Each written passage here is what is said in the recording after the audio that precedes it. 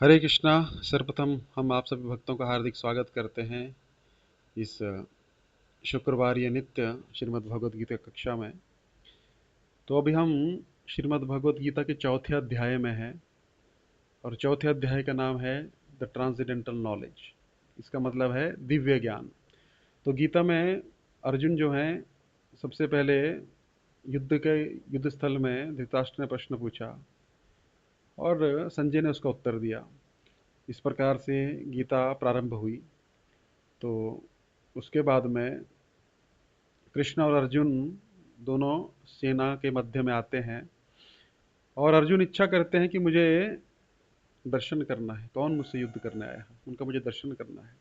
भगवान एकदम दोनों सेनाओं के मध्य में रथ को स्थापित कर देते हैं और अर्जुन को कहते हैं, देखो अर्जुन, सामने इन कुरुओं को देखो। तो भगवान एक तरह से उनको टॉन्ट मारे, क्या बोले कि आपको पता नहीं आपको किससे युद्ध करना है। तो ऐसा कह के जैसे कुरु शब्द उन्होंने प्रयोग किया, तो अर्जुन भी कुरुवंशी है। और जब हम किसी वंश से जुड़े होते हैं, जैसे हमारा कोई सरनेम है, मान लीजिए किसी का यादव है, किसी का शर्मा है, किसी का कुछ भी सरनेम होता है, तो वो सरनेम का आदमी मिलता है तो एक अपनत्व की भावना जागृत होती है, एक अपनापन लगता है उस व्यक्ति में। तो उसी प्रकार अर्जुन को जब कुरु शब्द करके संबोधित किया, तो अर्जुन भी कुरु है। अर्जुन को मन में लगा, अरे मैं भी कुरु हूँ, ये भी कुरु हैं और मैं इनसे युद्ध करने आ गया। ऐसा नहीं कि अर्जुन को पता नहीं है, लेकिन अर्जुन को मोह उत्पन्न कर दिया भगवान ने सिर्फ एक शब्द के माध्यम से। तो मोह जो है वो ऐसी वस्तु है। मोह का अर्थ क्या है? सबसे पहले मोह का अर्थ अगर हम मोटा मोटा समझे हैं, लोग बोलते हैं प्रभु जी मोह माया त्याग दीजिए। मोह का अर्थ क्या है? मोह होना कोई बुरी चीज नहीं है, लेकिन मोह सही वस्तु में होना चाहिए। मोह का अर्थ है जिस प्रकार से धृतराष्ट्र को अपने पुत्र दुर्योधन से मोह था। मोह का अर्थ होता है जैसे अभी रात का समय चल रहा है, आप किसी व्यक्ति से बहुत प्रेम करते हैं और वो व्यक्ति बोले अभी दिन है, लेकिन आपको पता है कि रात है, लेकिन उस व्यक्ति को प्रसन्न करने के लिए आप बोल रहे हैं कि नहीं, हाँ सही बात है आपकी, अभी दिन है। और चार लोग आपको समझा रहे हैं कि आप ये क्या बोल रहे हैं, अभी दिन नहीं, अभी रात है। तुमको बोला ना, इन्होंने कहा ना दिन है तो दिन है। जान के चीजों को नजरअंदाज करना, जानते हुए भी कि ये चीजें गलत है, उसको मोह कहा गया है। वो मोह अपने पुत्र में हो सकता है, किसी संबंधी में हो सकता है, मित्र में हो सकता है, अपने शिष्य में हो सकता है ना, किसी के साथ भी मोह हो सकता है, उसको मोह कहा गया है। जो सही और बुरे के ज्ञान को समाप्त कर देता है उसको मोह कहा जाता है। वो व्यक्ति बिल्कुल भी अधिकृत नहीं है, बिल्कुल भी योग्य नहीं है उस कार्य करने के लिए, लेकिन फिर भी वही वो कार्य करेगा, क्योंकि वो व्यक्ति को मैंने चुना है और मुझे उसमें मोह है। वो जो कर रहा है वो सही है, बाकी जो बोल रहे हो गलत है, इसको मोह कहा गया है। और सबने ये चीज कही थी दुर्योधन के, जब दुर्योधन पैदा हुआ था तो उस टाइम, उस समय बादल जैसे अभी गरज रहे हैं ना, वैसे गर्जना होती है। एक बादलों का गर्जना जो है अच्छा नहीं माना जाता है, ये शुभ संकेत नहीं है। गड़गड़ गड़गड़ जो आवाज आती है, बिजली चमकती है, ये अनिष्ट की ओर इशारा करती है। कैसे? ऐसा मनुस्मृति में वर्णन आता है, जब बादल गरजे, बिजली बिजली गरजे और इस प्रकार का मौसम हो, तो वेद, एक ब्राह्मण को वेद को नहीं खोलना चाहिए, वेद अध्ययन नहीं करना चाहिए, अशुभ समय माना जाता है। और इस समय कोई बुरी शक्ति जो है वो संसार में या तो अवतरित हो रही है, मतलब पैदा हो रही है, या कहीं पे कुछ अनिष्ट हो रहा है, इसलिए ये सब संजोग बनता है।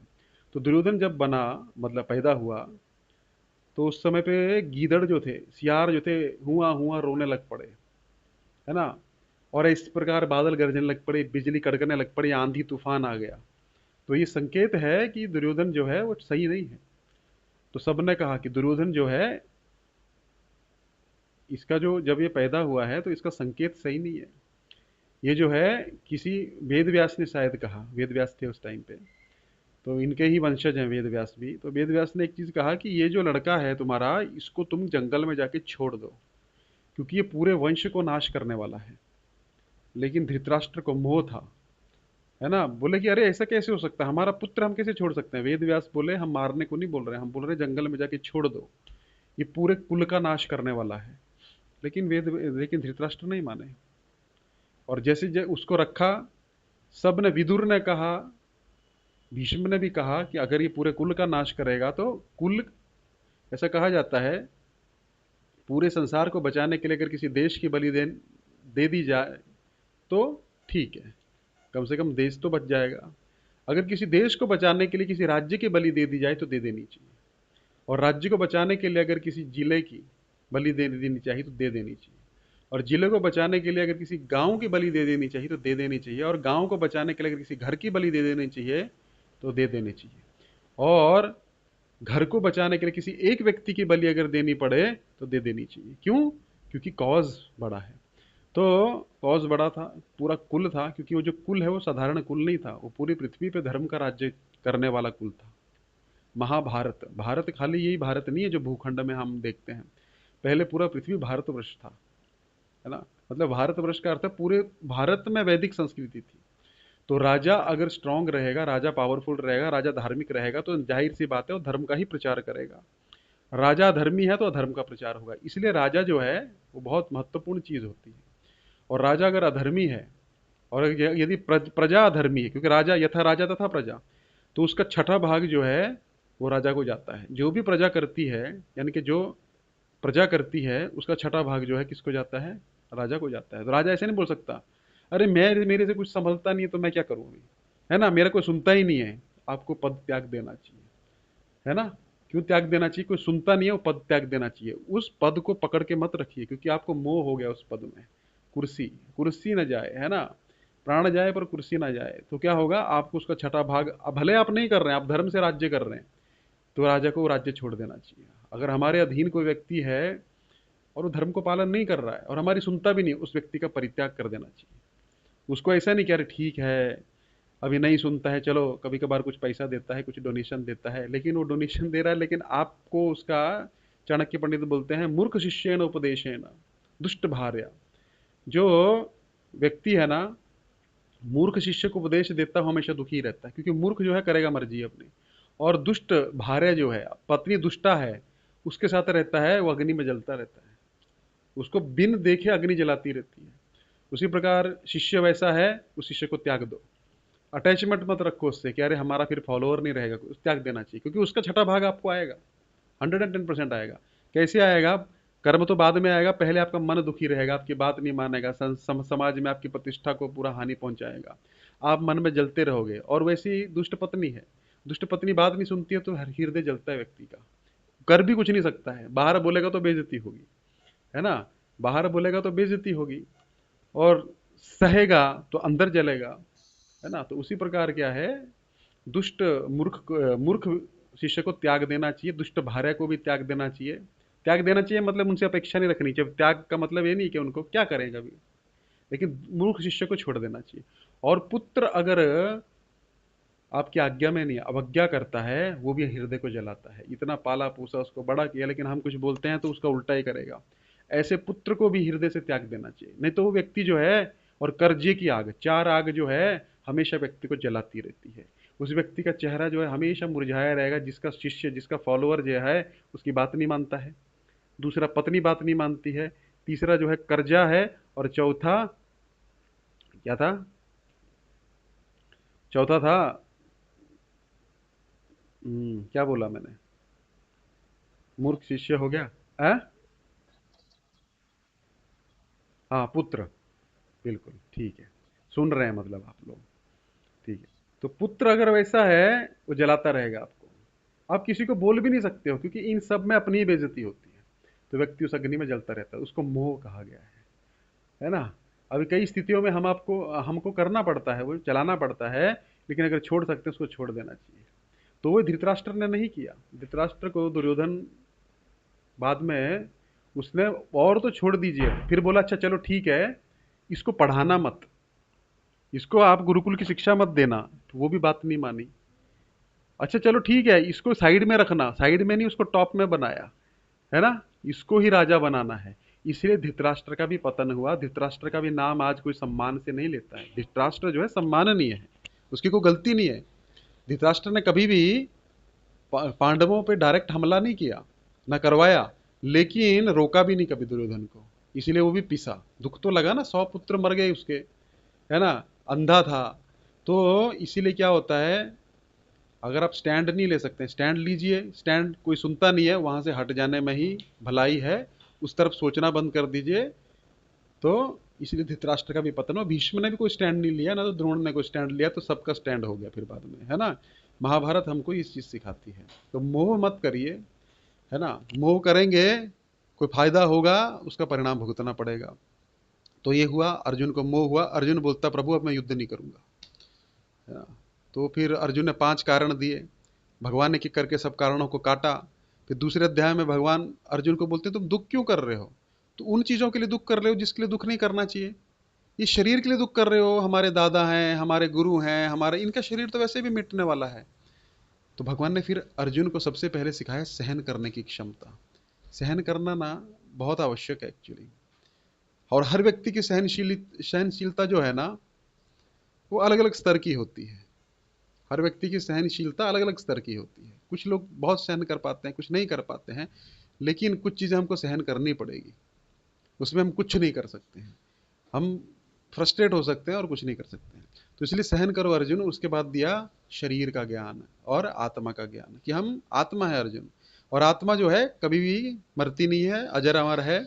और शरीर के साथ में आत्मा का नाश नहीं होता। तो भीष्म और द्रोण जो है वृद्ध हो चुके हैं, वैसे भी ये शरीर को त्यागने वाले हैं। तो तुम तो प्रसन्न होना चाहिए। तुम पुराना कपड़ा छोड़ के अगर नया पहन रहे हो तो खुशी मनाते हैं ना सब, दिवाली पे भी अच्छा अच्छा कपड़ा पहनेंगे, तो आपको सुखी होना चाहिए। लेकिन अर्जुन को कहाँ समझ में आ रहा था। फिर भगवान ने बोला, अर्जुन बोलता ठीक है प्रभु आप बिल्कुल सही बात बोल रहे हैं, आत्मज्ञान दिया ना आपने, तो क्या रखा है, सही बात है ना। संसार में मैं युद्ध करूंगा, मुझे पाप लगेगा उसका, जब आत्मा ही है हम लोग। लेकिन अर्जुन ये चीज नहीं समझ पा रहा है कि भगवान यहाँ धर्म की स्थापना करना चाहते हैं। तुम्हारी आत्मा का तो तुम कल्याण कर लोगे। तुम्हारा धर्म है एज ए क्षत्रिय युद्ध करना और धर्म को स्थापित करना, और तुम जंगल में भाग जाओगे, अपनी आत्मा का तो तुम कल्याण कर लोगे। लेकिन व्हाट अबाउट अदर्स, जो भविष्य में जनरेशन आएंगी, उनकी आत्मा का क्या होगा? क्योंकि दुर्योधन राजा बन जाएगा, है ना, और दुर्योधन अधर्मी राजा है। तो तुम अभी भी अटैचमेंट देख रहे हो कि क्या है, मेरे कल्याणार्थ ये चीज होनी चाहिए, मुझे जो सुख देने वाली चीज है वो मैं करूंगा प्रभु, मैं वही सेवा करूंगा जो मुझे सुख दे। अर्जुन भी यही गलती कर रहा है, प्रभु मैं वही सेवा करूंगा, आपकी भक्ति करनी है ना, आपको सुख देने वाली सेवा मैं नहीं करूंगा, मैं वो सेवा करूंगा जो मुझे सुख देगी। अर्जुन ये गलती कर रहा है। देखिए हम सबकी कहानी है ये। मैं वो सेवा करूंगा, मैं जंगल में जाऊंगा, चैंटिंग ही करना है ना मैं कर लूंगा, आपका पूजा ही करना है ना मैं कर लूंगा। लेकिन भगवान बोलते हैं अरे ये तो तुम स्वसुख के लिए भक्ति कर रहे हो। स्वसुख कैसा? आपने तो कहा आत्मा है हम लोग, तो आत्मा को परमात्मा की सेवा करना चाहिए ना, वो मैं करूंगा। अरे अर्जुन सेवा सिर्फ धूप बत्ती से नहीं होती है, सेवा सिर्फ नाम जप से नहीं होती है। तुम्हारी सेवा है धर्म की स्थापना करना। अभी भी तुम इस संसार को देख रहे हो कि तुम्हारा है, ये तुम्हारा नहीं है, ये मेरा संसार है, और मैंने तुम्हें सेवा दी है धर्म की स्थापना करने के लिए, है ना। तो धर्म की स्थापना की मैंने तुमको सेवा दी है, तो तुमको वो स्थापना करनी चाहिए। एक मिनट, मैं ना यहां डिस्टर्ब हो रहा हूं। हरे कृष्ण। हाँ ठीक है, तो मेरी सेवा क्या है, तुम्हारा धर्म क्या है, धर्म को समझो। ये हम लोग नहीं समझते हमारा धर्म क्या है, हम किस तरह से भगवान को सेवा करना चाहते हैं। हम सेवा करना चाहते हैं अपने तरीके से, लेकिन भगवान की सुख के लिए जो सेवा होती है वो सेवा कहलाती है। जिस प्रकार एक बार एक व्यक्ति थे, वो अपने गुरुजी के पास गए, वो राजा थे वो व्यक्ति। तो राजा को लगा रे हमारे गुरुजी हमको आध्यात्मिक ज्ञान देते हैं, तो उनकी कुछ सेवा करता हूं जाके। अहंकार में गए, तो हम तो राजा है ना, गुरुजी क्या बोलेंगे, पैसा दे दो पैसा दे देंगे। गुरुजी बोलेंगे मंदिर बना दो मंदिर बना देंगे। गुरुजी बोलेंगे कि इतना अन्न पड़वा दो अन्न पड़वा देंगे, उसमें क्या दिक्कत है, हम तो राजा है ना। अहंकार वश गए, गुरुजी के सामने नतमस्तक होकर बोलते हैं गुरुजी what can I do for you, मैं आपके लिए क्या कर सकता हूं। अहंकार वश पूछे, गुरुजी समझ गए उनके मन में क्या है, इनको अहंकार है कि मैं कुछ भी सेवा कर सकता हूं। गुरुजी बोले देखो मैं तो सन्यासी हूं, तुमसे मेरे को कुछ नहीं चाहिए। अरे गुरुजी ऐसे कैसे, आप बताइए ना आपको क्या कमी है, क्या है आपको, जो आप बोलेंगे मैं करके दूंगा, मैं राजा हूं। तो गुरुजी बोले देखो हम तो सब कुछ त्याग दिए, हमको भोग इच्छा कोई है नहीं, और हम जो भगवान की कृपा से मिलता है वो खा लेते हैं, जो देते हैं वो पहन लेते हैं, बस ठीक है, हमको कुछ नहीं चाहिए। नहीं गुरुजी ऐसे कैसे हो सकता है, आपके हम शिष्य हैं, हम कुछ सेवा तो करेंगे। तो गुरुजी बोलते हैं ठीक है बेटा, एक सेवा करो, बैठ जाओ इधर। एक मक्खी हमको बार बार परेशान कर रही है ना, इसको तुम भगाओ। गुरुजी ये कोई सेवा है? इतनी छोटी सी सेवा आप मेरे जैसे राजा को दे रहे हैं, है ना, मेरे जैसे राजा को आप इतनी बड़ी सेवा, इतनी छोटी सेवा दे रहे हैं, ये कौन सी बड़ी बात है? चलो ठीक है, आपकी इच्छा है, वैसे तो मैं बड़ी बड़ी सेवाएं कर सकता था, चलो छोटी सी सेवा कर देता हूँ आपकी। चलो बैठ गया वो। अब मक्खी आ रही, कभी इधर बैठ रही, इधर से उड़ा रहा, इधर बैठ रही, इधर बैठ रही, इधर। वो शिष्य परेशान हो गया, राजा परेशान हो गया, और लास्ट में बोलता गुरुजी ये सेवा मैं नहीं कर सकता हूँ। गुरुजी हंसने लग पड़े। गुरुजी बोले देखो तुम इतनी सी सेवा नहीं कर पाए, क्यों? क्यों नहीं कर पाए? तो तुम भगवान की सेवा कैसे करोगे? उनके तरीके से। उनके तरीके से सेवा करना ही मुश्किल है। सेवा तो हर कोई व्यक्ति करता है अपने अपने तरीके से। हमारा दिल करेगा तो हम मंदिर जाएंगे, हमारा दिल करेगा तो हम माला करेंगे, हमारा दिल करेगा तो हम सेवा करेंगे, हमारा दिल करेगा तो हम सत्संग में आएंगे। वो हम अपने तरीके से कर रहे हैं, लेकिन गुरु की और भगवान की क्या इच्छा है उस तरीके से नहीं कर रहे। इसलिए बोले कि सेवा बहुत मुश्किल चीज है। अगर तुमको लगता है कि सेवा सेवा इज नॉट ईजी, सेवा इज नॉट ईजी। एक बार जीवा गोस्वामी के पास में एक व्यक्ति आया, बोला मैं ना एक भंडारा लगाना चाहता हूं इधर। जीव गोस्वामी बोले घर पे चले जाओ चुपचाप, मैं सब ब्राह्मणों को, सब वैष्णवों को वृंदावन में भंडारा लगाऊंगा, खिलाऊंगा। आज से 500 साल पहले की बात है। जो भी आएगा ना मैं उसको भंडारा लगाना। जीव गोस्वामी बोले घर पे चले जाओ चुपचाप भजन करो। तो सेवा इज नॉट इजी, सेवा आसान नहीं है, बहुत गाली पड़ती है सेवा में, तुम भाग जाओगे। नहीं जी हमारा भाव है वृंदावन में जाके हम सेवा करेंगे, सब वैष्णव को भोजन कराएंगे। नहीं माना। जीव गोस्वामी बोलते ठीक है लगाओ भंडारा। अब भंडारा लगाया। अब उसमें भंडारा बनता था सुबह में, कोई रात को बाबा आ जाए, रात को बोलता था अरे महाराज कुछ खाने के लिए है। अब वो धीरे धीरे तो करता रहा, रात को सोने भी नहीं देते थे लोग, है ना, उठ के बनाता था। एक दिन उसको गुस्सा आया, दो चार साधु आया, ऐसा डांटा उनको, अरे तुमको कोई काम धाम तो है नहीं है, पूरा दिन भंडारा चलता तब तुम आते नहीं हो, तब तुम बैठ के जप करते रहते हो अपना। अब रात को भंडारा, अभी रात को 1 बज रहा है और तुम मुझे बोल रहे कि भंडारा है, तुम्हारे नौकर लगा हूं क्या मैं इधर, है ना। ऐसा बोल के वो चले गए वो साधु। उसके हृदय में बहुत दुख लगा। उसको दूसरे दिन जीव गोस्वामी फिर से मिल गए। जीव गोस्वामी को पूछा प्रभु सेवा। जीव गोस्वामी बोले मैं पहले कहा था सेवा करना आसान नहीं है, सेवा में बहुत गाली पड़ेगी, अच्छा भी करोगे तब भी लोग बुरा बोलेंगे, निंदा करेंगे, गाली देंगे, और ये भगवान तुमको पूरा रगड़ डालेंगे। तुम्हारा पूरे करोड़ों जन्मों का कर्म जो है ना, एक जन्म में निकालना है तो क्या करेगा, पूरे करोड़ों जन्मों की गाली तुमको इसी जन्म में मिलेगी। मिलेगी? बोलो करोड़ जन्म लेने हैं कि एक जन्म लेना है?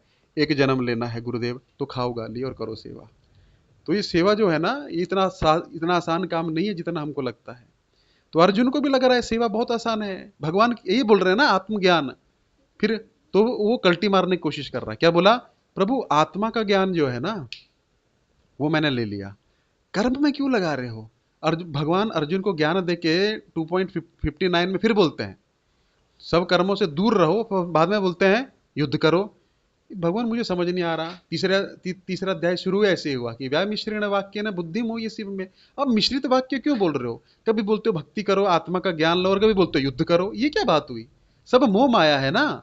लेकिन अर्जुन ये नहीं समझ पा रहा है, मोह माया वो जब तक अपने से उस चीज को जोड़ेगा तो वो मोह माया है।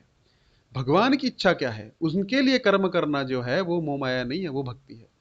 तो मोह का अर्थ वही है जो मुझे अच्छा लगता है, मुझे जो अच्छा लगेगा वो मैं करूंगा। लेकिन गुरु को क्या आवश्यकता है और भगवान को क्या आवश्यकता है? गुरु जी बोले बेटा जाओ हमारे लिए पानी लाओ, बहुत प्यास लगी है। अब गुरु जी को पानी पीना है, ठीक है। दूध लिया गिर गाय का, उसमें डाला किशमिश बादाम और खूब काढ़ने लगा। गुरु जी देख रहे हैं शिष्य आए नहीं यार, आधा घंटा हो गया, खूब गाढ़ा दूध करके काढ़ के लाया और गुरु जी के सामने दे दिया।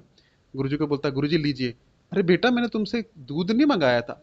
गुरु जी दूध बहुत न्यूट्रिशियस होता है, दूध में बहुत सारे न्यूट्रिशंस पाए जाते हैं। आपने पानी मांगा था ना, पानी में क्या है, आपको बेस्ट चीज दे रहा हूं मैं।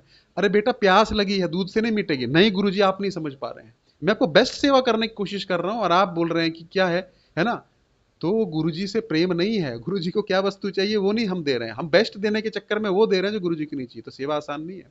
इसलिए वो राजा समझ गया सेवा भगवान और गुरु के अनुसार करना सेवा कहलाता है। यस्य प्रसादाद भगवत प्रसादो यस्य प्रसादा न गति को तो अपनी।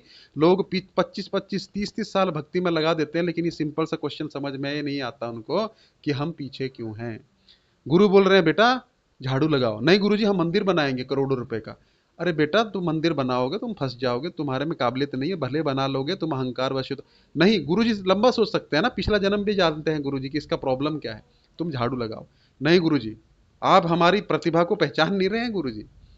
गुरुजी को त्याग कर दिया, मंदिर बना दिया, लेकिन यस्य प्रसादात भगवत प्रसादो, लेकिन गुरु ही प्रसन्न नहीं हुए, भगवान कभी प्रसन्न नहीं होंगे, है ना। वो झाड़ू में भगवान उससे ज्यादा प्रसन्न हो गए।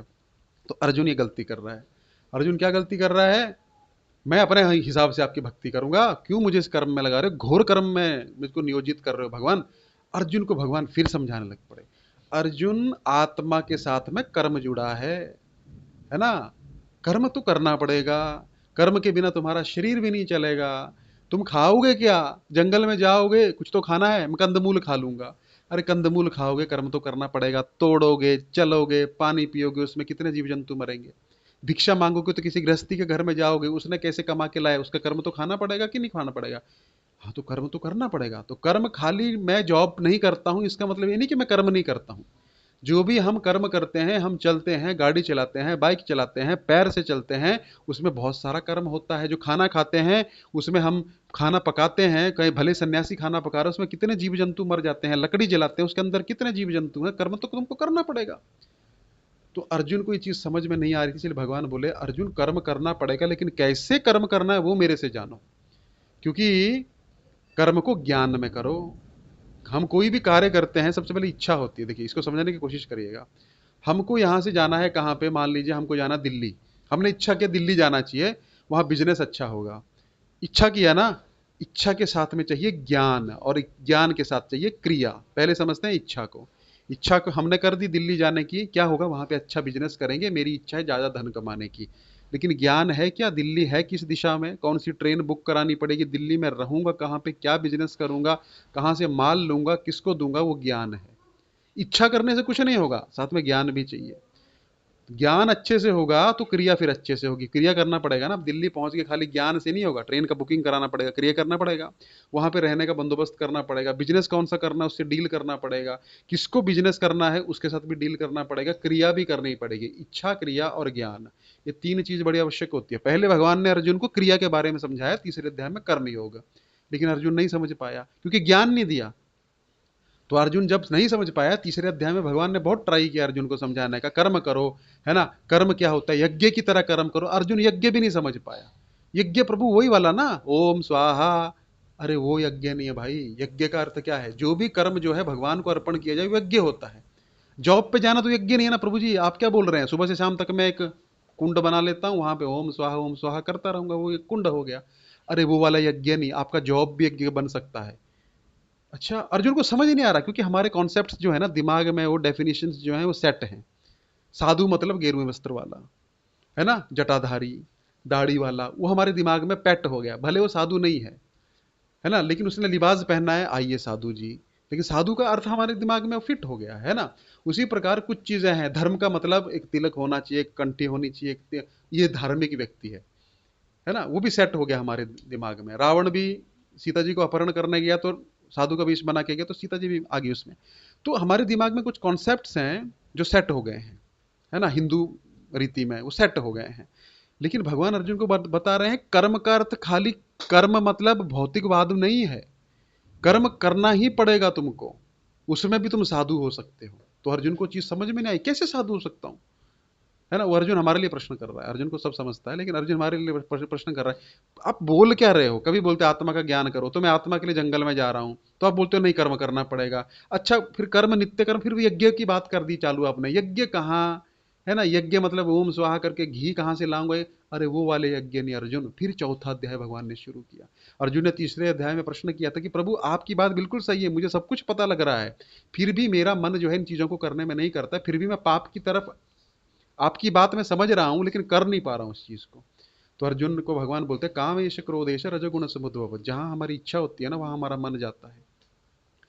हम व्यक्ति को 2 घंटा उपदेश दें लेकिन वो करेगा वही जो उसको करना है, जब तक उसकी शरणागति नहीं है और जब तक वो आपको समर्पित नहीं है।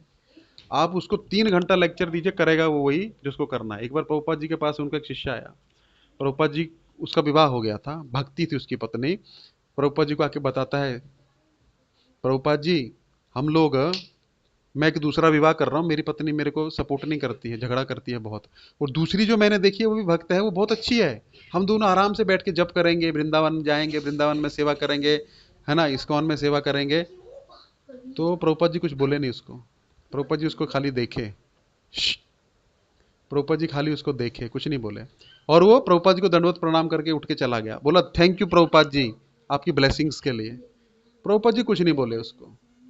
और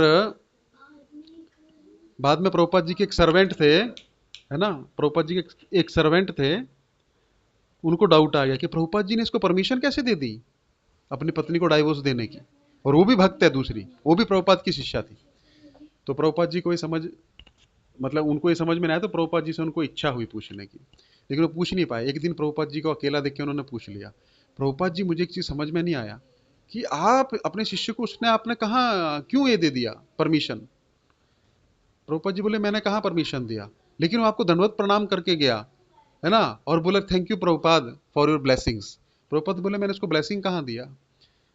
तो फिर प्रभुपाद जी बोले वो पूरा मन बना के आया था, वो बताने आया था, पूछने नहीं आया था। पूछता मेरे को तो मैं उसको मना करता, है ना। अब मैं उसको बोलता भी तो मानने वाला तो था नहीं, तो गुरु अपराध और करता। ऑलरेडी वो डूब रहा है, तो गुरु अपराध का और भार सर पे आता और नीचे जाता, है ना, गुरुद्रोही कहलाता। इसलिए मैंने उसको कुछ बोला ही नहीं कि चलो ठीक है यार, है ना, अभी क्या है, जाएगा अपने आप फटका। देखो पत्नी चाहे 10 कर लो चाहे 15 कर लो, वो मटेरियल वर्ल्ड तो वही रहने वाला है ना। चाहे तुम सोने की थाली में खाओ, चाहे तुम कांसे की थाली में खाओ, चाहे पीतल में खाओ, चाहे स्टेनलेस स्टील में खाओ, चाहे लोहे की थाली में खाओ, जो भोजन में स्वाद है वही आने वाला है। इस संसार में स्वाद जो है दुख दुख ही है। तो तुम किसी भी थाली में खाओ, तुमको स्वाद वही आने वाला, अपने आप समझ जाएगा। तो प्रभुपाद जी क्या यहाँ पे सिद्धांत स्थापित किए कि वो व्यक्ति पे समय बर्बाद करके कोई फायदा नहीं है। एक बार सब देवतागण जो थे शिव जी के पास गए और बोला प्रभु रावण केवल आपकी बात सुनता है। तो शिव जी बोले कहाँ सुनता है हमारी बात, नहीं वो आपको ही मानता है, देखो पूरी सृष्टि में ना आपको बहुत रिस्पेक्ट करता है वो। शिव जी बोले अरे वो हमको भी चूना लगा चुका है। बोले कैसे। अरे ये जो लंका थी ना ये हम अपने लिए बनाए थे। एक बार पार्वती हमको बोली थी कि आप कुछ सेटलमेंट का सोचो, अभी थोड़ा, कब तक भाड़े पे रहेंगे ऐसे पहाड़ फूड़ पे घूमते हुए, अभी तुम्हारा परिवार हो गया, बच्चे हो गए। तो बोले चलो ठीक है देवी, लेकिन हमारे भाग्य में नहीं है, भगवान के भक्तों के भाग्य में ये नहीं होता है। क्यों, भगवान जो है उनको भजन कराना चाहते हैं, तो हमारा मन जो है सुख जो है भगवान के भजन में है। पार्वती फिर बोली नहीं प्रभु अब बनाओ तो सही। बोले हम रह नहीं पाएंगे, लेकिन बोले कोई बात नहीं हम देखते हैं। सोने की लंका बनाई। तो अभी उसमें गृह प्रवेश करना था ना, तो उस टाइम सोचा गया सबसे बेस्ट ब्राह्मण कौन है पूरे संसार में। तो बोला सबसे बेस्ट ब्राह्मण जो है एक ही है, टॉप में चल रहा है, वो रावण है। चारों वेदों का ज्ञाता है, उसके जैसा कोई ज्ञाता नहीं है, लेकिन एक ही प्रॉब्लम है, भगवान का भक्त नहीं है। तो बोले उसको बुलाओ। उसने यज्ञ किया, इतना बढ़िया यज्ञ किया। भी आई दक्षिणा की बारी, दक्षिणा मांगने लगा। दक्षिणा मांगने लगा तो बोलता है, अब उसको लंका पसंद आ गई ना, असुर है ना, अपने इष्ट देव को नहीं छोड़ा उसने। तो शिव जी जो थे सब समझते थे। शिव जी ने बोला मांगिए अब दक्षिणा, क्योंकि दक्षिणा के बिना पूर्णता नहीं होती। आप कोई भी यज्ञ कराएंगे ना, जिस ब्राह्मण ने दक्षिणा, जिस आपने ब्राह्मण को दक्षिणा नहीं दी ना, उसकी आप पहले करोड़ों अरबों का पूजा करा लो, वो उसका फल नहीं आएगा। ब्राह्मण को भले 1 रुपया दो, संतुष्ट हो जाएगा, वो सारा फल आ जाएगा आपको, है ना। तो ये जानते थे कि दक्षिणा के बिना। बोले बताइए क्या दक्षिणा चाहिए। बोले देखिए महाराज, है ना, शिव जी को अभी हम आपको कैसे बोले, आप तो हमारे इष्ट देव हैं, हमको क्या दक्षिणा चाहिए। शिव जी समझ रहे थे। शिव जी बोले नहीं नहीं आप मांगिए तो सही। बोले फिर प्रभु अगर कुछ देना चाहते हैं तो आप ये लंका हमको दे दीजिए। शिव जी बोले अरे हमको पता ही था, है ना, तुम ऐसे ही चेले हो हमारे, ऐसे नहीं हमको इष्ट देव बनाए हैं, गुरु बनाए हैं, तो दे दिया। तो पार्वती को बहुत गुस्सा आया, क्या कर सकते थे, दे दिया। तो एक बार शिव जी के पास सब लोग गए कि वो आपकी सुनता है, तो शिव जी बोले हमारी भी नहीं सुनता है वो। बोले नहीं नहीं आप उसको समझाते क्यों नहीं है, आपकी सुनता है, आप उसको समझाइए ना, सब जगह उसने हाहाकार मचा के रखा है। तो पार्व शिव जी बोलते हैं कौन बोलता है वो मेरी सुनता है, जो ऐसा बोलते हैं वही लोग पागल हैं, वो किसी की नहीं सुनता है, ना तो सुनेगा वो, है ना।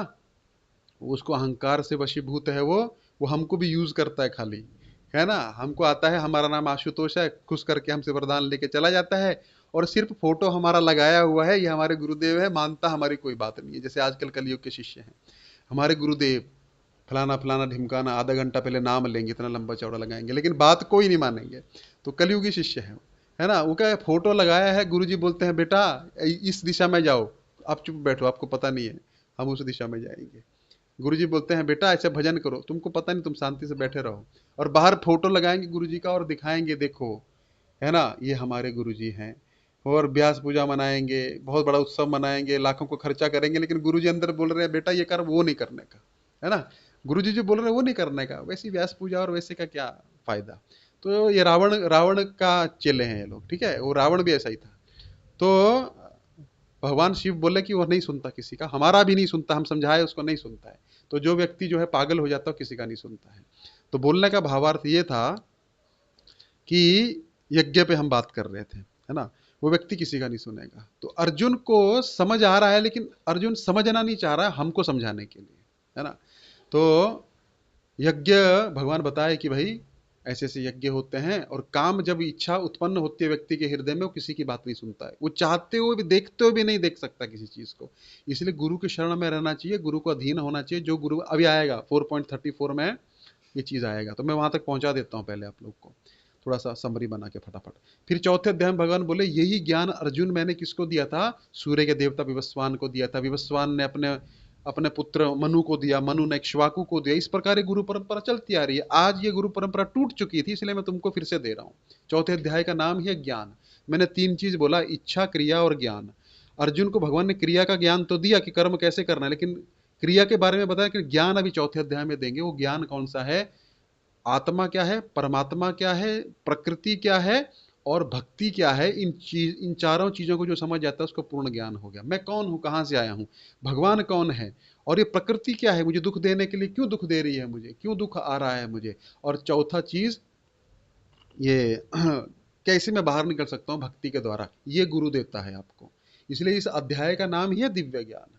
जो ये चार चीज समझाए वही गुरु है। तुम कौन हो, क्यों संसार में भोग कर रहे हो, और क्यों दुख प्राप्त कर रहे हो भोग करने की इच्छा से, जो गुरु ये नहीं बताता है वो गुरु गुरु नहीं है। ना तो भगवान का ज्ञान देता है, ना प्रकृति का ज्ञान देगा कि प्रकृति तुमको कष्ट देने के लिए, प्रकृति में रहना भी है लेकिन कैसे रहना है वो भी बताएगा तुमको, कि कैसे जॉब करना है, कैसे परिवार चलाना है, कैसे पैसा कमाना है, उसका भी ज्ञान देगा बिना फंसे हुए। इसलिए भगवान क्या बोले, आगे बोले कि मैं आता हूं उस पे। तो क्या बोले भगवान कि यही ज्ञान है, ये ज्ञान मैंने पहले सूर्य के देवता विवस्वान को दिया, फिर कालक्रम में नष्ट हो गया, आज तुमको दे रहा हूं। क्यों दे रहा हूं तुमको, एक तो तुम मुझसे द्वेष नहीं करते हो, सबसे पहले द्वेष नहीं होना चाहिए। अगर गुरु से द्वेष है, मित्र से द्वेष है, पत्नी से द्वेष है, पति से द्वेष है, वो रिश्ता कभी नहीं चल सकता है। द्वेष नहीं होना चाहिए। द्वेष रहित जो प्रेम के साथ जो चीज की जाती है वही फलीभूत होती है, उसमें ट्रस्ट है। द्वेष है तो ट्रस्ट नहीं है। आज के रिलेशनशिप में ट्रस्ट नहीं है एक दूसरे को, किसी पे भी हम किसी पे विश्वास नहीं करते हैं, किसी पे विश्वास रहा ही नहीं है, क्योंकि हम रोज ये चीज पढ़ते हैं। और जब तक विश्वास नहीं है इसलिए भक्ति में प्रगति नहीं कर पाते हैं, है ना। हम भक्तों पे भी डाउट करते हैं। एक्चुअली प्रॉब्लम पता कब चालू होता है, जब हम पर्सनल लाइफ में जाते हैं किसी की। रघुनाथ दास गोस्वामी एक बहुत बड़े हमारे गोस्वामी हुए हैं, वो जब कोई किसी भक्त के बारे में कुछ भी बोलने लगता था अपने कान बंद कर लेते थे। मुझे सिर्फ इतना पता है वो भक्त है, बस, इससे ज्यादा मुझे कुछ नहीं जानना है। जब हम बहुत पर्सनल होकर पर्टिकुलर जानने लगते हैं ना, तो क्या होता है, फैमिलियरिटी ब्रीड्स कंटेम्प्ट। तो हम फिर उन चीजों में फंस जाते हैं। अरे वो भक्त है, मंदिर में आता है, हरे कृष्णा करो, और जमता है तो भक्ति की बात करता है तो बात करो, बाकी पर्सनली वो क्या करता है क्या नहीं करता हो हमारा लुकआउट नहीं है। इसलिए हम जब नए नए मंदिर में आते हैं तो सब शुद्ध भक्ति दिखते हैं, जैसे जैसे पुराने हो जाते हैं तो सब में फिर दोष ही दिखते हैं। ये भी शुद्ध, प्रभु जी को शुद्ध भक्त है ही नहीं यहाँ पे। क्यों है, क्योंकि हम पर्सनल घुस रहे हैं उसमें। वो पर्सनल लाइफ में बेचारा, देखिए मैं एक चीज बताता हूँ आपको, ध्यान से समझिएगा इस चीज को। एक व्यक्ति है 24 घंटे शांत रहता है ना, आप उसको अच्छा भक्त मानते हैं। एक दिन वो जा रहा था, किसी व्यक्ति ने उसको कुछ बोल दिया, अच्छा उसने सहन किया। किसी व्यक्ति ने उस पर मलमूत्र फेंक दिया, फिर भी उसने सहन किया। किसी व्यक्ति ने उसको थप्पड़ मार दिया, अब थप्पड़ मारा, उसको भी थोड़ा गुस्सा तो आ गया, वो उसके साथ झगड़ा करने लगा। तभी आप बाइक से जा रहे थे, आपने देख लिया, अरे ये प्रभु को तो मैं बहुत अच्छा मानता था। अब वो प्रभु जी 23 घंटा 45 मिनट एकदम सत्वगुण में रहते हैं, 15 मिनट का आपने झगड़ा देखा और 15 मिनट से आपने उस व्यक्ति को जज कर लिया। जजमेंटल है ना हम लोग तुरंत जज, क्योंकि जज भी हम हैं, वकील भी हम हैं, और फैसला भी हम ही सुनाते हैं। तो जजमेंटल जब हम हो जाते हैं, अरे वो व्यक्ति का क्या पता क्या प्रॉब्लम है, हमको बेनिफिट ऑफ डाउट देना चाहिए कि नहीं देना चाहिए, नहीं देते हम लोग। तुरंत ये व्यक्ति ऐसा ही है, इसलिए अपराध होते हैं। इसलिए भगवान जो है वो भक्ति से दूर कर देते हैं, क्योंकि भक्तों में श्रद्धा नहीं रहेगी। भक्तों में श्रद्धा नहीं रहेगी, श्रद्धा के बिना कोई कार्य नहीं होता। मैं हर बार बोलता हूं, आप लोग को अपने बॉस पे भक्तों से ज्यादा श्रद्धा है। क्यों, प्रभु जी हम जॉब कर रहे हैं ना, महीने के बाद अपने को ये सैलरी डालेगा, श्रद्धा है। दिया नहीं है उसने, निकाल भी सकता है, श्रद्धा है, आएगी सैलरी। लेकिन हमको विश्वास जब तक नहीं होगा वो चीज़ फलीभूत नहीं होगी। हम लोग डर डर के काम करेंगे ना तो नहीं होगा। हमको विश्वासघात होते हैं, इसका मतलब ये नहीं है कि विश्वास करना छोड़ दें। एक व्यक्ति था, वो प्लेट लेके आता था, उसका प्लेट चोरी हो जाता था। तो उसने बोला अभी मैं प्लेट लाऊंगा ही नहीं, मैं जमीन पे ही भोजन खाऊंगा।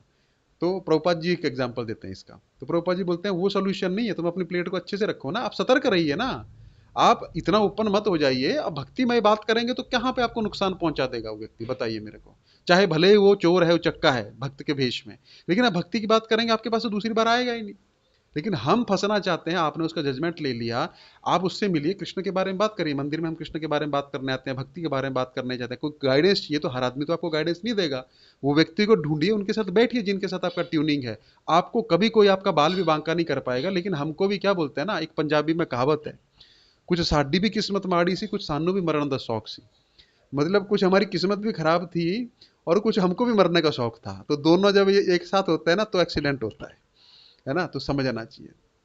तो इसलिए ये, मैं कहाँ से कहाँ पहुंच गया, हाँ यज्ञ। तो इसलिए विश्वास होना बड़ा जरूरी है। कृष्ण पे अर्जुन को विश्वास है। वो बात को काट नहीं रहा। उसने बोला प्रभु आप बोल रहे हैं आपने सूर्य के देवता विवस्वान को ये ज्ञान दिया, मैं इसको कैसे समझूं? आप तो मेरी उम्र के हो। सूर्य के देवता विवस्वान तो करोड़ों साल पहले हुए हैं, आज भी हैं सूर्य के देवता। तो भगवान अर्जुन को बोलते हैं अर्जुन तुम यही तो समझ नहीं पा रहे हो, मेरे और तुम्हारे बहुनी में व्यतीतानि जन्मानि तव च कर्मण अर्जुन। मेरे तुम्हारे बहुत सारे जन्म हो चुके हैं, है ना। तुम उनको नहीं जानते, मैं सबको जानता हूं, क्योंकि मैं अवतार लेता हूं।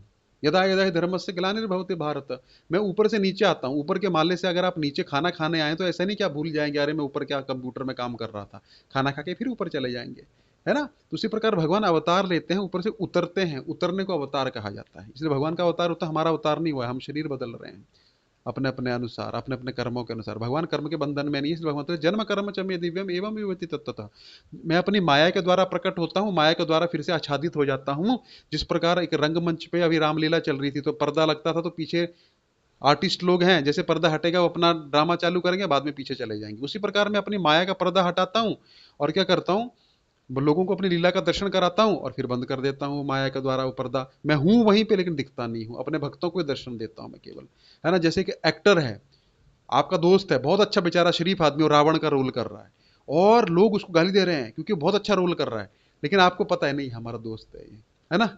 तो आप क्या रावण के गेटअप में है, लेकिन क्या है, वो है तो एक वो आपका दोस्त ना। उसी प्रकार भगवान अलग अलग अभिनय करते हैं, अलग अलग रोल करते हैं, लेकिन हैं तो वो भगवान ना। तो भक्त उनको पहचान जाते हैं, किसी भी रूप में आए, वराह रूप में आए, है ना, नरसिंह रूप में आए, राम रूप में आए, किसी रूप में आए, हैं तो हमारे प्रभु, है ना। तो मेरा भक्त मुझे जानता है, बाकियों को मैं आच्छादित कर लेता हूं अपने माया के द्वारा। अच्छा प्रभु फिर क्या होगा, जो इस तरह से मुझे जानेगा कि मेरा जन्म और कर्म दिव्य है, उसका भी जन्म और कर्म कर्म दिव्य हो जाएगा। क्यों? क्योंकि वो मेरा भक्त है। अच्छा प्रभु फिर ऐसा है, तो फिर ज्ञान का अर्थ क्या है? ज्ञान का भगवान वही अर्थ बताए, अपने आप को पहले जानो, फिर मुझे जानो, मैं कौन हूं, मेरा तुम्हारा क्या संबंध है, फिर प्रकृति में तुम क्यों सड़ रहे हो और प्रकृति में कैसे काम करना है।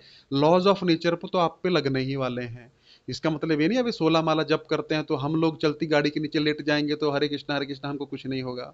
हम हम 10 माले की बिल्डिंग से कूद जाएंगे क्योंकि मैं भक्त हूं ना प्रभु जी, इसलिए मुझे कुछ नहीं होगा। भगवान क्यों नहीं मेरी रक्षा किए? लॉज ऑफ नेचर आप पे लगेंगे तो प्रकृति को भी जानना पड़ेगा तुमको, रिजल्ट कैसे लेना है प्रकृति से। तुम अगर कर्म नहीं करोगे तो भूखे मर जाओगे, और भक्ति को दोष दोगे तो क्या होगा, नहीं चलेगा। तुमने उचित गाइडेंस नहीं ली। अभी 4.34 में भगवान बोलेंगे ये सब ज्ञान तुमको गुरु के पास जाके होगा। चौथे अध्याय का 34वां श्लोक निकाल लीजिए, देख लीजिए तब तक, जब तक वहां तक पहुंचेंगे हम, है ना, कि जाओ परिप्रश्नेन सेव्या, उसकी सेवा करो गुरु की, है ना। उपदेक्षन्ति ते ज्ञानम ज्ञानी तत्वदर्शिनः, है ना। तान विधि प्रणिपातेन परिप्रश्नेन सेव्या उपदेक्षन्ति ते ज्ञानम ज्ञानी तत्वदर्शिनः। जिसने तत्व का दर्शन किया, ऐसे गुरु की शरण के बिना तुमको कभी भी ज्ञान प्राप्त नहीं होगा अर्जुन। इसलिए उस ऐसे गुरु के पास जाओ, उनके पास पहले सेवा करो, है ना। ऐसे नहीं कि डायरेक्ट प्रश्न कर लिया, पहले सेवा करो, उनका विश्वास जीतो, उनको उनका आप पे विश्वास आने दो, आपका उन पे विश्वास आने दो, फिर प्रश्न करोगे, फिर उसका आंसर हो जाएगा, क्योंकि उन्होंने तत्व का दर्शन किया है। ये रिलेशनशिप होता है। आजकल तो हम चैलेंजिंग सीधा जाते हैं, गुरु जी हम गूगल कर रहे हैं, जैसे गूगल में हमको सब कुछ मिल जाता है ना, देखते जरा गुरु जी को टेस्ट करके, गुरु जी को कुछ आता है कि नहीं आता। वो क्यों बताएगा तुमको? उनको आएगा भी तो क्यों बताएगा? एक भौतिकवादी इंसान अपना तबला सिखाता है, मृदंग सिखाता है, अपना ज्ञान कभी देता है पूरा? या फिजिक्स वाला पूरा ज्ञान देता है? वो टांग के रखता है। क्यों? क्योंकि तभी हम्बल रहेगा, है ना। तो कभी भी कोई ज्ञान पूर्णतः नहीं देता है। क्यों नहीं देता है? उसमें काबिलियत होनी चाहिए। तो वो ज्ञान को तुम जानो अर्जुन, वो ज्ञान क्या है। तो भगवान फिर बोलते हैं किम कर्म किम अकर्म, है ना। कर्म क्या है, अकर्म क्या है, इसको जानना तुम्हारी जिम्मेदारी है। अगर तुम कर्म अकर्म को नहीं जानोगे तो तुम कर्म बंधन से कभी नहीं निकल सकते, तुम उसमें फंस जाओगे। कैसे? हमने बाइक तो ले ली, लाइसेंस भी है, लेकिन रेड लाइट क्या होती है पता नहीं, कहीं से बनवा लिया हमने लाइसेंस, लेकिन रूल्स पता नहीं है, तो रोज चालान कटेगा। तो ज्ञान, हम रोज चालान कटवाएंगे तो क्या होगा, हम बोलेंगे अरे कल ही तो कटवाया था, लेकिन जब तक आप सबक नहीं सीखोगे तब तक मार पड़ती रहेगी। ये मेरी मटेरियल नेचर ऐसा ही है। अगर आपके साथ कुछ बुरा हो रहा है, it means Krishna wants to teach you something. वो मटेरियल नेचर, कृष्ण भगवान जो हैं मटेरियल नेचर के प्रकृति के द्वारा आपको सबक देना चाहते हैं, वो आप नहीं ले रहे हो, तब तक मार पड़ती रहेगी। और जिस दिन आप गुरुजी के पास जाओगे और बोलोगे गुरुजी मेरे को मार पड़ रही है, और गुरुजी बोलेंगे बेटा क्यों मार पड़ रही है, इसको करेक्ट करो, तब मार पड़ना बंद होगी। उसको करेक्शन करोगे तो मटेरियल नेचर मारना बंद कर देगा, क्योंकि लेसन ले लिया, है ना। जिस प्रकार आप होमवर्क करने के लिए गुरुजी बोले और दूसरे दिन नहीं करके रोज डंडे पड़ रहे हैं, लेकिन समझ में आ रहा है डंडा पड़ता क्यों है, क्योंकि गुरुजी वो डंडे के माध्यम से समझाना चाहते हैं बेटा कल होमवर्क करके आना। 10 दिन डंडे पड़े, लेकिन आप अपने दोस्त को बोलते हैं यार मुझे समझ नहीं आ रहा गुरुजी मुझे रोज क्यों मारते हैं। गुरुजी बेटा तुमको इसलिए मारते हैं कि तुम होमवर्क करके नहीं आता, कल होमवर्क करके आना, मारनी पड़ेगी। अच्छा ऐसा है क्या, ठीक है। होमवर्क करके आया, गुरुजी स्माइल किए, बोले शाबाश। अरे अब तो गुरुजी स्माइल किए और शाबाश बोले, वही है मटेरियल नेचर आपको तब तक मारेगा। आपके जीवन में कोई भी प्रॉब्लम है वो इसलिए है क्योंकि भगवान आपको सिखाना चाहते हैं, जब तक नहीं सीखोगे तब तक मार पड़ती रहेगी, पक्की बात है। इसलिए भगवान बोलते जानो कर्म क्या है, अकर्म क्या है, विकर्म क्या है। उसको जब तक तुम नहीं जानोगे मार पड़ती रहेगी, भले तुम चिल्लाओ रो यज्ञ करो ये करो, मटेरियल नेचर में तुमको मार पड़ेगी। तो वो कौन बताएगा यज्ञ का अर्थ क्या है। फिर हमने यज्ञों के बारे में समझा था, ब्रह्मचारी का यज्ञ क्या होता है। यज्ञ का अर्थ खाली आहुति डालना नहीं है। गृहस्थ का यज्ञ है अपनी इंद्रियों को, काम इच्छा को नियंत्रित करके भगवान की सेवा में अच्छी संतान उत्पन्न करना, कमाना, भगवान के लिए दान करना, भगवान के धर्म के प्रचार हेतु, गीता के प्रचार हेतु धन देना, क्योंकि एक केवल गृहस्थ ही धन कमाता है ना। और मंदिर वाले भी गृहस्थ से ही मांगेंगे, और किससे मांगेंगे, क्योंकि वही धन कमाता है। बाकी ब्रह्मचारी धन नहीं कमाता है, सन्यासी तो सन्यास ले चुका है, वानप्रस्थी सब कुछ छोड़ चुका है। चारों आश्रमों से केवल गृहस्थ की तरफ देखा जाता है, वही धर्म को पालन कर सकता है, बाकी तो संदेश दे सकते हैं। धर्म जो है वो गृहस्थ चलाता है। अच्छा, तो गृहस्थ का धर्म है अपनी इंद्रियों को नियंत्रण करना और उनको भगवान की सेवा में लगाना, धन कमाना, और जो भी आए उसको प्रसाद समझ के स्वीकार करना और धर्म के प्रचार में लग जाना। ब्रह्मचारी का कर्तव्य है सुनना। ब्रह्मचारी आहुति देता है श्रवण की। ब्रह्मचारी गृहस्थ आहुति देता है अपनी काम इच्छा की, रेगुलेटेड काम इच्छा पूर्ण करता है। गृहस्थी में लाइसेंस नहीं है कि आप कुछ भी करो, नहीं, रेगुलेटेड आपको अपने आप को काम इच्छा को पूर्ण करना है, अच्छी संतान उत्पन्न करने के लिए, और रेगुलेटेड रहना है। और ब्रह्मचारी का कर्तव्य है ज्यादा सुनना, श्रवण इंद्रियों को आहुति देना, क्योंकि ब्रह्मचारी के पास बहुत सारी चीजें सुनने के लिए। इधर का प्रजल्प सुनने का, मंदिर में ये हुआ, उसके परिवार में ये हुआ, उसका ये चल रहा है, लेकिन आहुति क्या देनी है, इंद्रियों को संयम करके श्रवण इंद्रिय की आहुति देनी है भगवान के श्रवण में। उसको हम क्या बोल सकते हैं, वो उसकी आहुति है, वो उसका यज्ञ है। आप समझ रहे हैं, है ना। तो ये अलग अलग आहुतियों के बारे में भगवान बता रहे हैं कि अलग अलग आहुतियां देनी है। ये जो अपना आप टाइम देख रहे हैं ना, दे रहे हैं ना, ये भी आहुति है आपके समय की, आपके काल की। इसको आप ऐसा मत समझिए, ये भी आपकी आहुति चल रही है, आपकी श्वास चल रही है, आपकी श्रवण इंद्रियां काम कर रही हैं, आपका समय दे रहे हैं आप, ये सब आहुतियां भगवान काउंट कर रहे हैं। उसी प्रकार अलग अलग प्रकार की आहुति दी। कोई व्यक्ति अपना कर्म की आहुति देता है, वो जॉब करता है, मंदिर नहीं आ पाता, लेकिन अपने कर्म का, अपने आय का कुछ साधन, कुछ धन जो है भगवान की सेवा में लगाता है, जिससे प्रचार कार्य होता है, गीता का क्लास होता है, गीता का प्रसाद बनता है, ये संडे का प्रसाद बनता है, ये आहुति है आपके धन की, उससे धन की शुद्धि होती है। जिस प्रकार अब ये काले बादल आप देख रहे हैं ना, जब तक ये बरस नहीं जाएंगे तब तक ये सफेद नहीं होंगे। सफेद बादल आए तो आप इतना टेंशन नहीं लेते हो, क्या बोलते हो, प्रभु जी बारिश होने वाली नहीं, सफेद है सारा, भले पूरा आसमान छाया हुआ है। काला जैसे दूर दिखा, प्रभु जी अभी आधे घंटे में बारिश आने वाली, कैसे, काला भरा हुआ है ना। तो कालापन आता है हमारे कर्मों के कारण। हम जो भी कर्म करते हैं उसमें हम लोग पूरी कालीमा जो है ना उसको ग्रहण करते हैं, क्योंकि झूठ बोलते हैं, कभी कुछ करते हैं। ऐसे तो कोई व्यक्ति पैसा कमा ही नहीं सकता है। 10 रुपए की चीज लाके 10 रुपए में बेच दे तो उसको क्या फायदा, 10 की जब तक 20 में या 25 में नहीं बेचेगा तो दुकान नहीं चलेगी, भाड़ा नहीं निकलेगा, मजदूर का भाड़ा नहीं निकलेगा, उसका इनकम नहीं होगा। तो हमको झूठ तो बोलना पड़ता है। झूठ में बोलते प्रभु जी आपसे बिल्कुल नहीं ले रहे हैं, वो ले रहा है प्रॉफिट, लेकिन क्या बोलेगा, वो बोलना भी पड़ता है ना। है ना, दाल में नमक के बराबर झूठ बोल सकते हैं हम, तो पूरे नमक में दाल मतलब क्या बोलते हैं है ना, नमक में दाल नहीं होनी चाहिए, दाल में नमक होना चाहिए, उतना झूठ आप बोल सकते हैं। झूठ नहीं, उसको बिजनेस कहा जाता है। लेकिन हम क्या करते हैं, पूरा नमक में दाल डाल देते हैं, पूरा नमक नमक है, दाल थोड़ी सी डालेंगे, बाकी झूठ झूठ झूठ झूठ, है ना। तो आपसे कोई प्रॉफिट नहीं ले रहे हैं, लेकिन उसमें झूठ होता है ना। हम अलग तरीके से कभी इधर से घुमा के पैसा करते हैं, ये करते हैं, किसी को गरीब को चूस के उसका सैलरी मार के पैसा करते हैं, बहुत करते हैं ना, है ना। किसी को दुखी करते हैं, किसी को नौकरी से निकाल देते हैं, उसका पैसा नहीं देते हैं, ये सब कर्म है, उसकी बद्दुआ लगती है। तो इसका मतलब ये नहीं कि अभी हम मंदिर में ज़्यादा डोनेशन देंगे प्रभु जी, वो हम सबका सैलरी काट लेंगे, ऐसा नहीं करना चाहिए। एक जगह थी, मैं नाम नहीं बताऊंगा, वो लोग क्या करते थे, भक्त था वो, भक्त, है ना, अभी भी हैं वो लोग। वो क्या करते हैं, पहले सैलरी काट लेते हैं अपने एम्प्लॉइज़ की, बोलते हैं प्रभु जी हम मंदिर में देते हैं। अरे ऐसा नहीं करना चाहिए, दान स्वेच्छा से होता है। वो लोग पहले काट लेंगे, जैसे आपको 15,000 बोला ना, तो जब सैलरी देंगे तो 13,500 देंगे, तो बोलेगा प्रभु जी 15,000 की बात हुई थी, 1,500 रुपये तुम्हारा 10% हम भगवान की सेवा में लगा रहे हैं, ठीक है। तो प्रभु जी पहले बताया नहीं, आप फिर 17,500 लगानी थी, 16,500 लगानी थी ना। नहीं, 15,000 लगाई थी भगवान की सेवा। वो बेचारा दुखी होकर दान कर रहा है, उसका घर खाने का वांदा है उसका, और उसका दान जा रहा है मंदिर में। वैसा दान नहीं करना चाहिए। दान कैसा होना चाहिए, दान मैं भी भूखा ना रहूं, साधु भी भूखा ना जाए, है ना। अपना भी ऐसा नहीं कि अपना खाने का वांदा हो गया। दान जो है बड़ा उसका नियम है शास्त्र में, दान करने के भी नियम है। ऐसे नहीं सब सब कुछ लुटा दिया, नहीं। और बहुत ज़्यादा रखना भी नहीं चाहिए, ऐसा भी नहीं। कुछ भाग अपनी इनकम में से निकाल देना चाहिए भगवत सेवा में। देखिए आपका जीवन जो है, वो सारा जो कालापन है ना, वो बरस जाएगा, उसमें से भगवान कर्म निकाल लेंगे। कर्म निकाल लेंगे क्यों, क्योंकि आपने वो सेवा में लगा दिया भगवान की, है ना। अब ऐसा नहीं कि भाई पूरा ब्लैक मनी कमाया और हम ब्लैक मनी, नहीं, वो भगवान को नहीं चाहिए। किसी का चूसा हुआ पैसा, किसी को दुखी करके लिया हुआ पैसा भगवान स्वीकार नहीं करेंगे। भले आप करोड़ों रुपए मंदिर बना दो, नहीं, नहीं चाहिए वो पैसा। भले कुटिया में भगवान को रखो, लेकिन भक्त खुश होना चाहिए, किसी का शोषण नहीं होना चाहिए। तो उस प्रकार का भी यज्ञ है ना। ये सब यज्ञों की श्रेणियां हैं। अच्छा, कोई फिर आहुति देता है अपनी श्वास की, प्राणायाम करता है, अनुलोम विलोम करता है। 10 प्रकार की वायु है, 5 जो है प्रधान है, 5 जो है गौण है, मतलब 5 जो है प्राइमरी है, 5 जो है सेकेंडरी है, लेकिन 10 प्रकार की वायु हमारे शरीर को चलाती है ना। प्राण बोला जाता है उनको। तो 5 प्राण मुख्य हैं, प्राण, अपान, व्यान, समान और उदान। जब इनका डिसबैलेंस होता है तो शरीर में रोग उत्पन्न होता है। लेकिन वो क्या करता है, श्वास पे ध्यान लगाता है। श्वास को आप साधारण मत समझिए।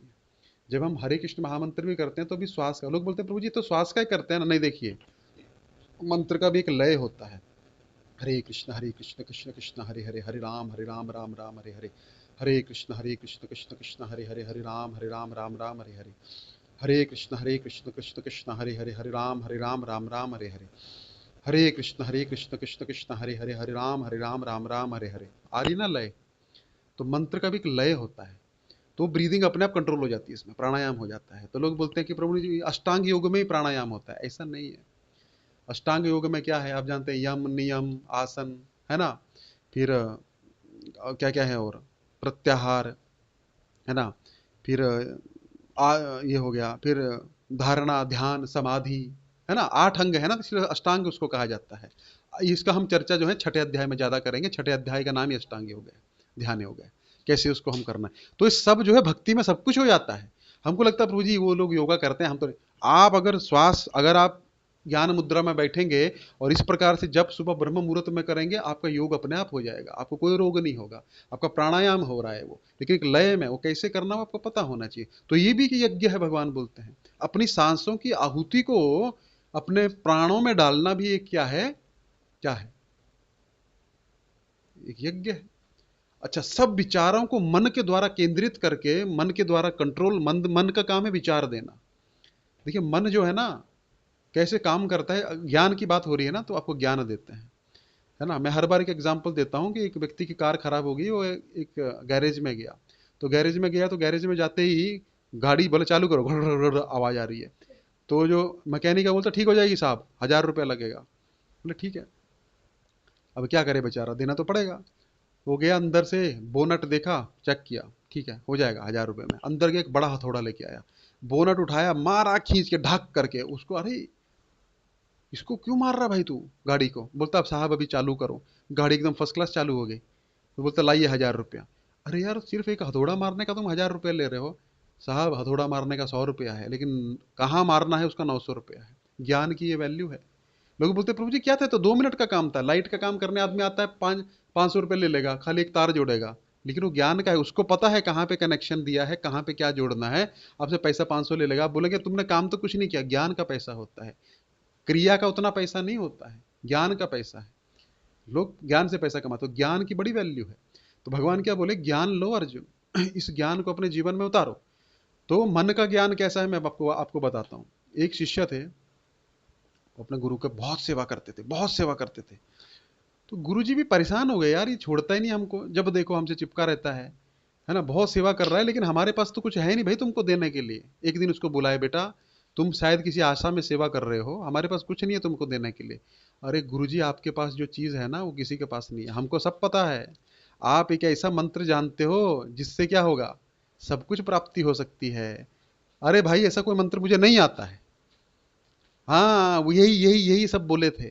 वो गुरुजी अगर ऐसा बोले ना नहीं आता है, तो तुमको देना नहीं चाहते हैं, अभी और सेवा करो लगन लगा के। गुरुजी आप कुछ भी बोले, हम तो आपकी सेवा में लगन रहेंगे, लगन से लगे रहेंगे। अब वो गुरुजी परेशान हो गए, यार ये छोड़ ही नहीं रहा। वो बेचारा और लगन से सेवा कर रहा हो, हेतु है ना, अति भक्ति चोरेर लक्षण। अति भक्ति भी चोर का लक्षण होता है। बहुत ज्यादा भक्ति कर रहा है, ज्यादा दंडवत प्रणाम कर रहा है, ज्यादा ही कीर्तन में नाच रहा है, तो समझ जाओ कुछ ना कुछ गड़बड़ है ना। इतना इतना शुद्ध भक्त बन गया हो, शुद्ध भक्त कभी दिखावा नहीं करता है। तो ज़्यादा ही नाच रहा है और ज़्यादा ही उसको भाव प्राप्त हो रहा है, और ज़्यादा ही कुछ सेवा में भी, जो सेवा नहीं है उसमें भी घुस के ज़्यादा सेवा कर रहा है, तो समझ जाओ कुछ गड़बड़ है। मीठी वाणी दगाबाज की निशानी, too much courtesy too much craft. तो गुरुजी बोले देखो इसका प्रॉब्लम तो हमको पता है, ये आया है हेतु के लिए, मंत्र वंत्र हमको पता नहीं, से पीछा कैसे छुड़ाएं। सेवा करके ये हमारा जान निकाल देगा, इतना सेवा करता है।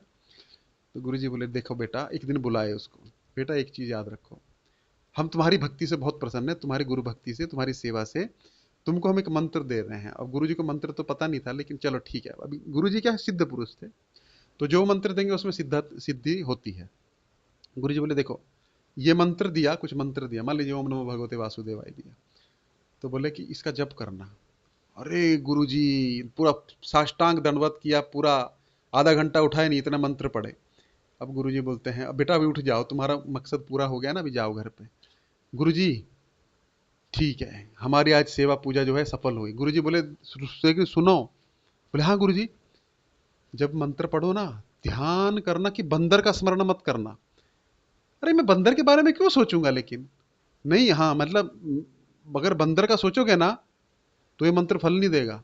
अरे लेकिन गुरुजी मैं बंदर के बारे में सोचूंगा क्यों, आपने अभी बोला, मैं तो सोच भी ना रहा था, आपने क्यों बोला मेरे को बंदर का, मैं तो नहीं सोचूंगा। लेकिन बंदर का मत सोचना है। हाँ ठीक है, मैंने इससे पहले भी बहुत से लोगों को दिया था और समझाया था बंदर का मत सोचना, लेकिन वो बंदर का सोचे वो मंत्र फलीभूत नहीं होता है। अरे गुरुजी मैं नहीं सोचूंगा। ठीक है, अब उसके दिमाग में क्या चलने लगा, मंत्र तो मिल गया लेकिन साथ में बंदर एसोसिएट हो गया। बंदर का नहीं सोचना है, बंदर का नहीं सोचना है, बंदर का नहीं सोचना है। जैसे ध्यान करने बैठ रहा है उसको बंदर ही दिख रहा है ना। जैसे ही मंत्र पढ़ रहा है उसको बंदर दिख रहा है। अरे आंख खोल रहा है तो उधर बंदर दिख रहा है, उधर बंदर दिखो, परेशान हो गया। उसकी पत्नी आ रही, उसमें भी उसको उसका फेस बंदर का दिख रहा है। अब वो परेशान हो गया, यार रात को सो रहा तो भी बंदर दिख रहा है, ये हो क्या रहा है। दूसरे दिन गुरुजी के पास गया, गुरुजी ये क्या हो रहा है मेरे को। बोला मैंने बोला था ना बंदर का ध्यान मत करना। बोले सही बात है गुरुजी। बोला ये मंत्र ना बंदरों को अट्रैक्ट करता है, ये जब तुम ये मंत्र पढ़ोगे तो बंदर तुम्हारे पास आ जाएंगे, हर जगह बंदर। गुरुजी सेम हो रहा है मेरे साथ में। पानी पानी पीने लगता हूँ उसमें उसमें बंदर दिखता है, खाना खाने लगता हूँ उसमें बंदर दिखता है, पत्नी का चेहरा बंदर दिखता है, बच्चों का चेहरा बंदर दिखता है, जहां जाता हूँ बंदर बंदर बंदर बंदर। परेशान हो गया, काफी दिन ध्यान किया और बोला गुरुजी मेरे को आपका मंत्र नहीं चाहिए, अब तो आप भी मुझे बंदर ही दिख रहे हैं।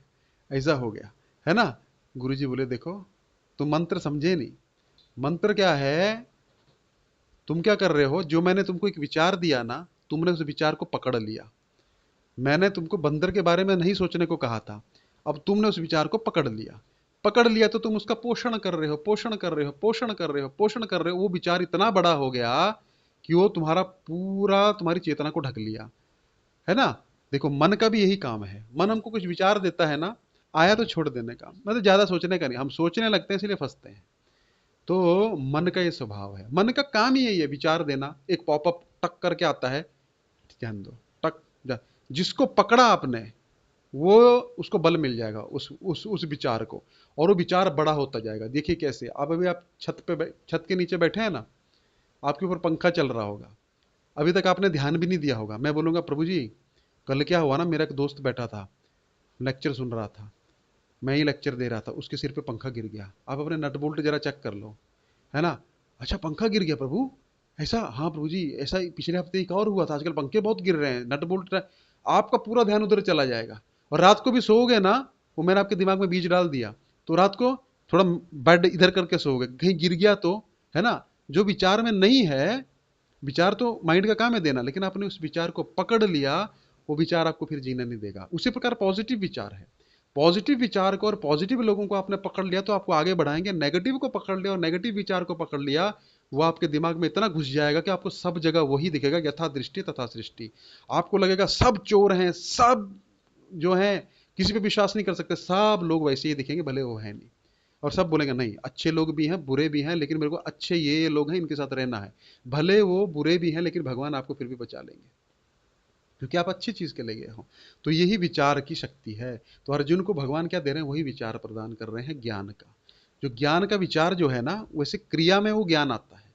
तो ज्ञान प्लस क्रिया इच्छा को पूर्ण करती है ना। तो ज्ञान हमने लिया, लेकिन क्रिया भी करनी पड़ेगी, वहां पे हमको जाके मेहनत करनी पड़ेगी, एरिया को समझना पड़ेगा, लोगों से मिलना पड़ेगा, तब हमारी जो इच्छा है ना बिजनेस करने की, पैसा कमाने की, वो पूर्ण हो जाएगी। तो ये हो गया इच्छा, क्रिया और ज्ञान। तो तीन चीज बड़ा आवश्यक है। तो आज हमने यज्ञों तक देख लिया कि यज्ञ का अर्थ यही नहीं है कि कहीं खाली आहुति देना। आपका हर चीज, अर्जुन तुम्हारा जो बाण चलाना है वो भी मेरे लिए यज्ञ है। तुम जो सुबह मंगल आरती में मेरी पूजा करते हो ना, कि मैं साधु बन जाऊंगा, फिर पंचदीप घुमाऊंगा, धूप घुमाऊंगा, फूल पुष्प अर्पण करूंगा, तुम्हारे धनुष बाण को ही फूल पुष्प बना लो, तुम्हारे बाण को ही मेरी आरती बना लो। और जो तुम मेरे को ऑफरिंग देना चाहते हो, इनके खून की ऑफरिंग मुझे दो, क्योंकि मुझे इनका खून चाहिए। क्यों? यह धर्मी राजा हैं और ये धर्म को नाश कर रहे हैं, और मैं धर्म की स्थापना के लिए आया हूं, यही मेरा कार्य है और यही तुम्हारी सेवा है। ये हमको समझना पड़ेगा, सेवा क्या है। तो आज हमने तीन चार चीजें बड़ी गुह्य गुह्य समझी। क्या क्या समझा हमने? सबसे पहले भगवान का अवतरण क्यों होता है, अर्जुन को मोह क्यों हुआ, अर्जुन भी सेवा करना चाहता है, लेकिन अर्जुन की सेवा को भगवान स्वीकार नहीं कर रहे हैं। क्यों नहीं कर रहे हैं? तुम इस सेवा के लिए नहीं बने हो, तुम्हारा धर्म है। मान लीजिए एक बार एक घटना हुई थी। कुछ ब्रह्मचारी लोग थे, गुरुकुल के बच्चे लोग थे, उनको शिक्षा दी जाती थी कि आपको माताओं से बात नहीं करना है, माताओं से दूर रहना है। तो एक बार कुछ कांग्रीगेशन के घर थे, वहां से वो ब्रह्मचारी बच्चे जा रहे थे। तो जैसे उन्होंने देखा, उनको छोटे छोटे बच्चे होते हैं ना, फॉरनर फॉरनर, तो माताएं पकड़ लेती हैं उनको, प्यारे प्यारे लगते, तो वो लोग अकड़ गए और बिल्कुल रूडली उन्होंने बात किया उनसे, और वो लोग चले गए। तो सबने क्या बोला, कांग्रीगेशन सब गृहस्थ लोगों ने, देखो इनको कितने अहंकार दिया है इनके गुरु ने, कैसा बनाया है इनको, है ना, कितने अहंकारी हैं ये लोग, है ना, इनको ढंग से तमीज नहीं है बात करने की, नम्रता नहीं है। तो जाके उनके गुरुजी तक रिपोर्ट गया, गुरुजी को बोला कि आप क्या शिक्षा देते हो अपने शिष्यों को, ये लोग देखिए हम इनसे ढंग से बात कर रहे हैं, इनको बुलाया, इनको रोटी खिलाने के लिए बोले, किसी को स्वीट दे रहे हैं, ले ही नहीं रहे हैं लोग, और हमसे भाग रहे हैं। तो बोले कि ये लोग क्या हैं? ब्रह्मचारी हैं। ब्रह्मचारी का धर्म क्या है? हाँ, ये ब्रह्मचारी का धर्म है कि उसको स्त्रियों से दूर रहना चाहिए, ज्यादा बात नहीं करना चाहिए, गृहस्थी से भी दूर रहना चाहिए। क्यों? क्योंकि उसका एक कर्तव्य है ना। तो ये तो अपना धर्म निभा रहे हैं, आप उनके धर्म को गलत दृष्टि से देख रहे हो, इसलिए गलती उनकी नहीं है, आपकी गलती है। उसी प्रकार एक व्यक्ति है, पुलिस वाला है, अच्छा, एक सिक्योरिटी वाला है ना। आपके दोस्त का सोसाइटी में आप गए और एक सिक्योरिटी वाला है, वो आपको जाने नहीं दे रहा अंदर, बोल रहा नहीं नहीं आप नहीं जा सकते, मैं आपको जानता नहीं हूँ, नहीं नहीं नहीं आप पहले फ़ोन पे बात कराओ, नहीं ऐसा नहीं। और आपका आजकल वो सिस्टम आ गया है, आपका फ़ोटो स्कैन कर रहा है, वो मोबाइल के द्वारा उधर भेज रहा है और बोल रहा है ये है कि आप ऑफेंसिव फील कर सकते हो। अरे तुम यार कैसा वॉचमैन रखे हो यार, ऐसा ये ठीक नहीं है। लेकिन हमको ये सोचना चाहिए वो अपना धर्म निभा रहा है ना, उसका काम है वो, तो धर्म को हमको जानना चाहिए। इसी प्रकार भक्ति में भी हमारे धर्म होते हैं। गृहस्थी का धर्म ब्रह्मचारी नहीं कर सकता, ब्रह्मचारी का धर्म नहीं कर, गृहस्थी नहीं कर सकता, गृहस्थी का धर्म ब्रह्मचारी नहीं कर सकता, सन्यासी का धर्म अलग है। अपने अपने धर्म में स्थित होकर सेवा को ही सेवा कहा जाता है ना। तो हम अगर गृहस्थी में है तो हमारी जिम्मेदारियां हैं, उसको हमको गुरु से जानना होगा, मेरी जिम्मेदारी क्या है। इसलिए भगवान बोले किम कर्म किम अकर्मिति, तुम्हारा कर्म क्या है इसको पहले जानो। और ब्रह्मचारी का कर्म जो है वो अलग है, वो गृहस्थी की तरह नहीं कर सकता है। सन्यासी का भी अलग है, वानप्रस्थी का अलग है, ब्राह्मण का अलग है, वैश्य का अलग है, शूद्र का अलग है ना, क्षत्रिय का अलग है। सबके धर्म कर्म अलग अलग हैं। वो अपने धर्म में, पुलिस वाला स्ट्रिक्ट है, वो उसका धर्म है, उसके लिए अच्छा है, और देश के लिए भी अच्छा है, समाज के लिए भी अच्छा है। पुलिस जितनी स्ट्रिक्ट होगी, अभी चोर है, चोरी कर लिया, पुलिस उसको पकड़ने लगी, हम्बलनेस हम्बलनेस बोल रही, आइए चलिए गाड़ी में बैठिए, ऐसे तो बोलेगी, दो डंडे मारेगी अंदर बैठाएगी, उसको 10 लोग देख के और डरेंगे। तो उसका धर्म है पुलिस वाले का। हम उसमें कमियां निकालें, ये कैसा आदमी है प्रभु जी, इतना रूडली बात करता है, वो उसका धर्म है भाई। उसी प्रकार अध्यापक का धर्म है अपने शिष्य को सही रास्ते पे लगाना। अगर वो अध्यापक सोच रहा है यार मैं क्यों टेंशन लूं, तो वो अध्यापक नहीं है, वो कौन है, उसका दुश्मन है। उसी प्रकार माता पिता सोचे कि अरे हमारा क्या है, वो माता पिता का धर्म क्या है, शिक्षक का धर्म क्या है, गुरु का धर्म क्या है, मेंटर का धर्म क्या है, काउंसलर का धर्म क्या है।